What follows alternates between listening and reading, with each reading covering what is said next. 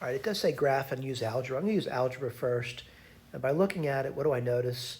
I notice that x cubed, excuse me, I notice that x cubed minus x squared is y, but x minus 1 is also y. And I'm going to put this in proper form, at least what I'd like to see is proper form, solve for 0. I'm going to factor that. And let's see, the first two terms, an x squared would come out. And you'd have x minus 1 times x minus 1. Well, I'm going to factor that further, x minus 1. Then you get x squared minus 1. That equals 0. And I continue to factor that. You get x minus 1, and then you get x plus 1. And now I know the points where this is going to be satisfied.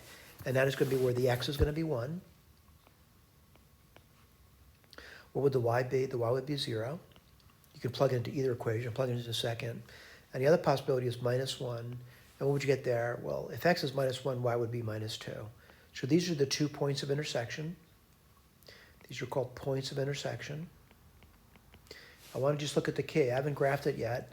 And the key, let's take a look at 1, 0. I do see that. And minus 1, minus 2.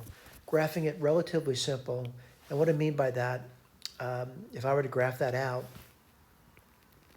I probably would graph the line out first because it's so easy. This is the line, by the way.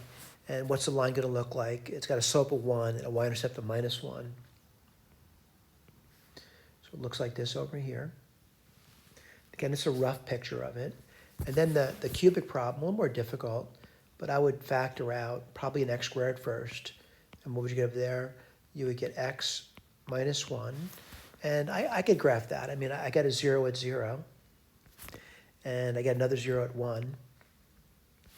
And then I'll do some sign analysis. And doing that, I notice that, below the 0, it's going to be negative. We're looking at this over here. So I'm going to say something like this over here.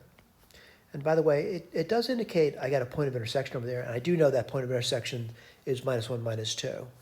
All right, now when I go above the 0, it's still going to be negative. So it looks sort of like this over here. All right.